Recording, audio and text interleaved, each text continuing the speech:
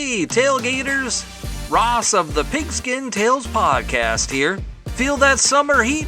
It's not just the sun, it's the thrill of upcoming college football season, stoking the coals. So get ready for the season. Dive into the history books with Homefield, the premium collegiate apparel brand from Indianapolis. Homefield crafts incredibly comfortable gear designed with iconic vintage nods over 150 colleges. A library of history right on your chest. Homefield is the Indiana Jones of collegiate apparel, uncovering hidden gems from school archives. Unique mascots, logos, and even unforgettable moments frozen in time. Visit homefieldapparel.com and shop the archives. Homefield Apparel, where comfort, nostalgia, and the spirit of college football history unite. Again, that's homefieldapparel.com.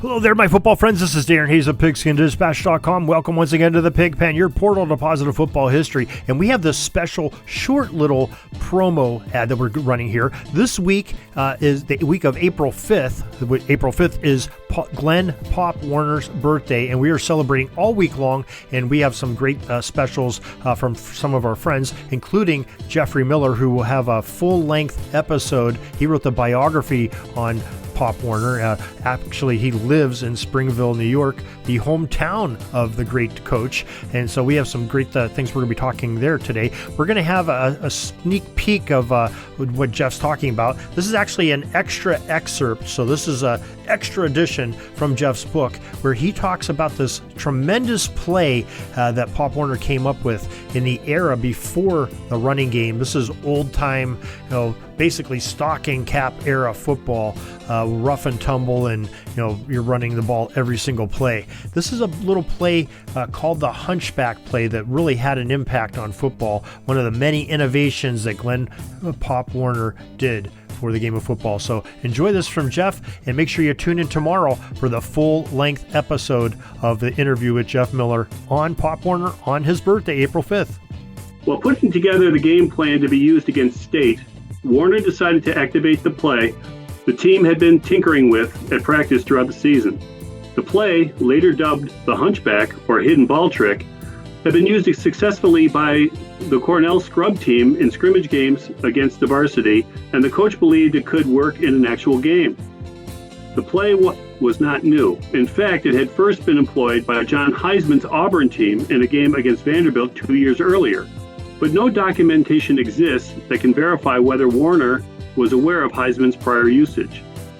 And though Heisman had indeed used it first, the play became associated with Warner for his successful employment of it, and on at least two occasions. The first time in this game against Penn State, and later more famously while he was coaching at Carlisle. As Cornell halfback Ellen Whiting recalled years later, Warner had the team practice the play throughout the week leading up to the contest. Pop arranged to have a strong elastic placed in the bottom of my jersey. He then got us out on the field to coach us in the new play. It could only be used on kickoffs. As soon as I realized it was well placed under my jersey, I would yell and the whole team would yell and start, fan shape in all directions. I would go straight down the field. As it turned out, the trick play wasn't even needed, for Cornell dominated from the opening kickoff and held a 40-0 lead late in the game. But with 30 seconds remaining, the Penn State preparing to kick the ball to Cornell, Warner decided to run it anyway. He sent a substitute player onto the field with instructions to run the play. Whiting positioned himself to receive the kick.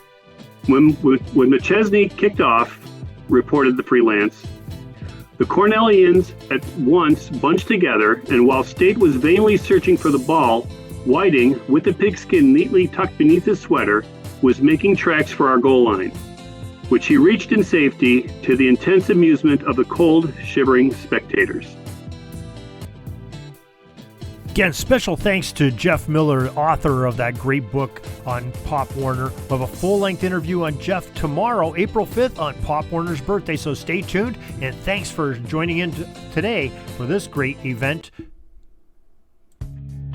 That's all the football history we have today, folks. Join us back tomorrow for more of your football history.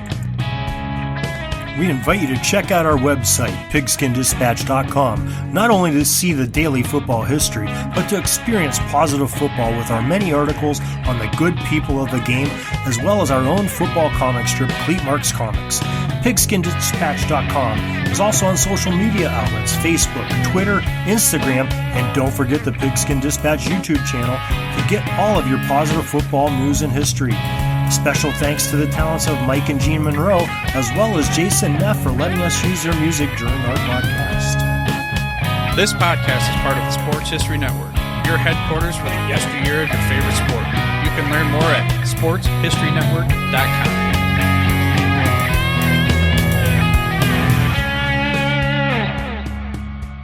Hey there, sports history fan. This is Arnie Chapman, aka the Football History Dude, and I wanted to thank you for stopping by to listen to another episode here on the Sports History Network.